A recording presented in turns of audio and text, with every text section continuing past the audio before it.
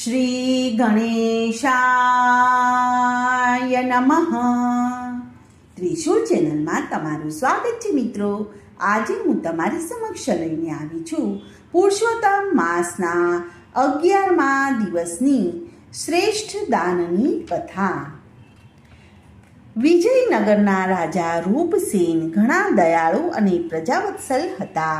તેમની રાણી તારામતી પણ દયાળુ અને વિવેકી હતી.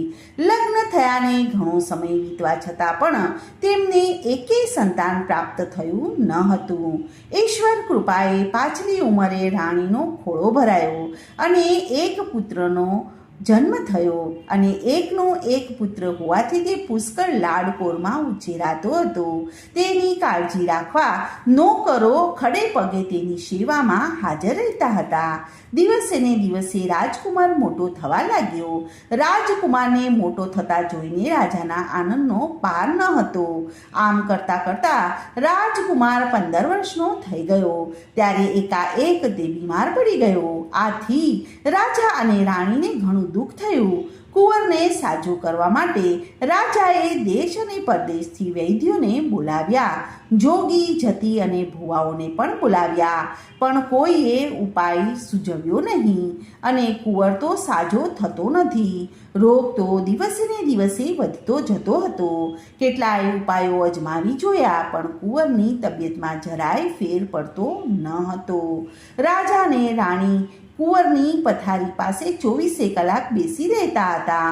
નથી રાજ્યના કારોબારમાં ધ્યાન આપતા કે નથી ખાતા કે નથી પીતા. બેઠા બેઠા ભગવાનને પ્રાર્થના કર્યા કરે છે કે હે પ્રભુ, મારા દીકરાને સાજો કર અને અમને લઈ લે. એક દિવસની વાત છે. મધરાતનો સમય હતો. રાજા અને રાણી કુંવરના બિછાના પાસે જોકા ખાતા બેઠા હતા. ત્યાં રાજાને એક ગેબી અવાજ આવ્યો. હે રાજન, તારો કુંવર કોઈ દવાથી સાજો નહીં થાય. જો તેને કોઈ ઉત્તમ દાન મળે તો જ તે સારો થાય એમ છે. અત્યારે પુરુષોત્તમ માસ ચાલે છે. તેમાં કોઈએ ઉત્તમ દાન કર્યું હોય તો તેનું ફળ જો તારા કુંવરને અર્પણ કરવામાં આવે તો તેના પુણ્યના પ્રભાવે તારો કુંવર સાજો થઈ શકશે. આટલું સાંભળતા જ રાજાની આંખ ઉઘડી ગઈ. રાજાએ ગેબી અવાજની વાત રાણીને કરી અને થોડીક આશા બંધાણી.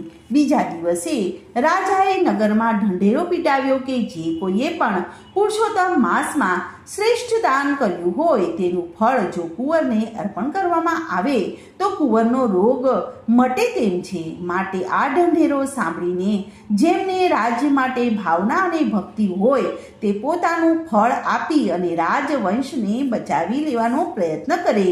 રાજા તેની કદર કરશે. નગરમાં ઘણા ધર્મિષ્ઠ માણસો હતા, ઘણા દાનવીર હતા. એ બધા રાજમહેલે આવવા લાગ્યા અને પોતે કરેલા દાનનું ફળ કુંવરને આપવા લાગ્યા. પણ કુંવર આંખો ખોલતો જ નથી. રાજા અને રાણી નિરાશ થઈ ગયા. ઉત્તમ દાન કહેવું કોને?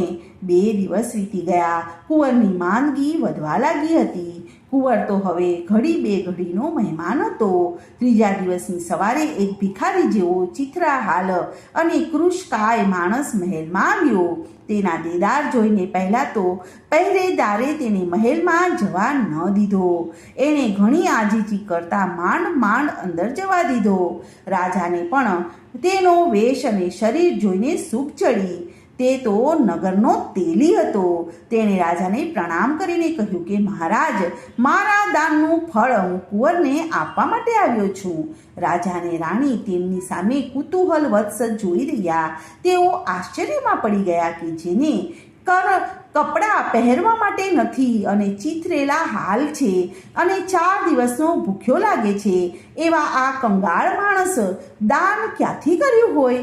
રાજા તો ના પાડવા જતો હતો ત્યાં રાણીએ ઈશારાથી સમજાવ્યું કે આંગણે આવેલાનું દિલ ન દુભાવાય. રાજાએ તેલીને ફળ આપવા માટે વિનંતી કરી. તેલીએ જમણા હાથમાં જળ લીધું અને હે પુરુષોત્તમ ભગવાન, આ પુરુષોત્તમ માસમાં જે મેં દાન કર્યું છે, જો આ આપને ઉત્તમ લાગતું હોય તો હું એનું ફળ રાજકુંવરને આપવા માંગુ છું. સાજો કરવો કે ન કરવો એ આપની ઈચ્છા છે. આટલું કહી અને કુંવરના મોઢા ઉપર તેણે જળનો છંટકાવ કર્યો અને આંખો ખોલી તો ચારે બાજુ તે જોવા માંડ્યું અને પછી રાણી પાસે તેણે પાણી માંગ્યું. રાણીએ તેને પાણી પાયું અને તે પાણી પીને તે તો પથારીમાં બેઠો થઈ ગયો. આ બધું ક્ષણવારમાં બની જતાં રાજા અને રાણી તો હર્ષઘેલા થઈ ગયા અને રાજા અને રાણીના આંખમાંથી હર્ષના આંસુ વહેવા લાગ્યા. બંને તેલીના પગમાં પડી ગયા. કુંવર પણ ઊભો થઈ અને તેલીના પગે પડી ગયો અને રાજાએ તેલીને બીજા દિવસે આવવાનું કહી અને રથમાં બેસાડીને તેને ઘેર મોકલ્યો.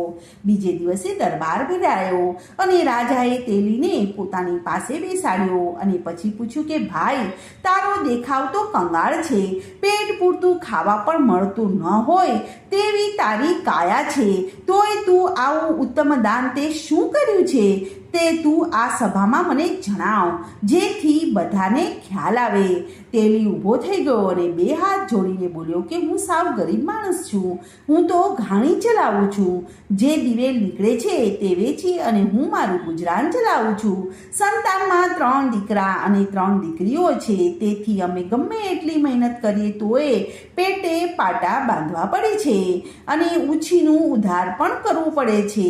આ વર્ષે પુરુષોત્તમ માસ આવ્યો એટલે મેં અને મારી પત્નીએ વ્રત રાખવાનું નક્કી કર્યું અને સવારના વહેલા ઉઠી અને બંને સ્નાન કરવા જતા હતા અને કાંઠા ગોરમાનું પૂજન કરતા અને કથા વાર્તા સાંભળીને ઘેર આવતા, કંઈક દાન કરતા અને એકટાણું કરી અને ઘાણી ચલાવતા પુરુષોત્તમ ભગવાનનું નામ લેતા હતા. અમે કથામાં સાંભળેલું કે પુરુષોત્તમ માસમાં કોઈ પણ વ્રત કે નિયમ લેવાનો, ત્યારે કંઈક સત્કર્મ કે દાન કરવું જોઈએ. અમે બીજું તો શું સત્કર્મ કરી શકીએ, તો અમે એમ નક્કી કર્યું કે ઘાણીએ બળદ જોડવામાં આવે છે તેને બદલે આખો પુરુષોત્તમ માસ દરમિયાન વારાફરતી હું અને મારી પત્ની ઘાણી ખેંચીને આમ અમે બળદને આખો માસ આરામ આપશું અને અમે પતિ પત્ની વારાફરતી ઘાણીએ જોડાઈને તેલ કાઢવા લાગ્યા અને થોડુંક વધારે મહેનત કરવા લાગ્યા.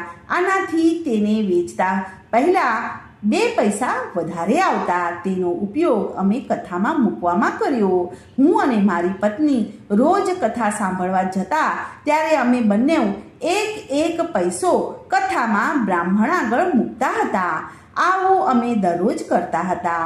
જ્યારે વ્રતની પૂર્ણાહુતિ થઈ ત્યારે છેલ્લે દિવસે પણ અમે ખરી મહેનતની કમાણીના પૈસામાંથી અમારી શક્તિ મુજબ વ્રતનું ઉદ્યાપન કર્યું. મહારાજ, આ મેં જણાવ્યું તે અમારા વ્રત અને દાનની વાત છે. મેં બળદને મુક્તિ આપી અને સત્કામ કર્યું, સત્કર્મ કર્યું અને ખરી મહેનતની કમાણીના પૈસાનું દાન કર્યું. તે ઉત્તમ દાન છે કે કેમ એ તો પુરુષોત્તમ ભગવાન જ જાણે. તે મારાથી કેવી રીતે કહી શકાય? તેલીની વાત પૂરી થતાં જ આકાશવાણી સંભળાય કે તે જે દાન કર્યું છે તે જ શ્રેષ્ઠ દાન છે. આખો દરબાર ચકિત થઈ ગયો. બધા તેલીને પ્રણામ કરવા લાગ્યા અને તેની વાહ વાહ બોલાવા લાગ્યા. રાજાએ ઊભા થઈ અને 1000 સોના મોહરવાળી થેલી તેના હાથમાં મૂકી અને થોડાક ઘરેણાં અને કિંમતી વસ્ત્ર ભેટ આપ્યા. તો મિત્રો, આ હતી આજની કથા. બોલો પુરુષોત્તમ ભગવાનની જય. તો મિત્રો, આજની આ કથાને હું અહીં વિરામ આપું છું. કાલે ફરીથી આવીશ એક નવી કથા અને વાર્તા લઈને. ત્યાં સુધી બધાને મારા જય શ્રી કૃષ્ણ. ધન્યવાદ.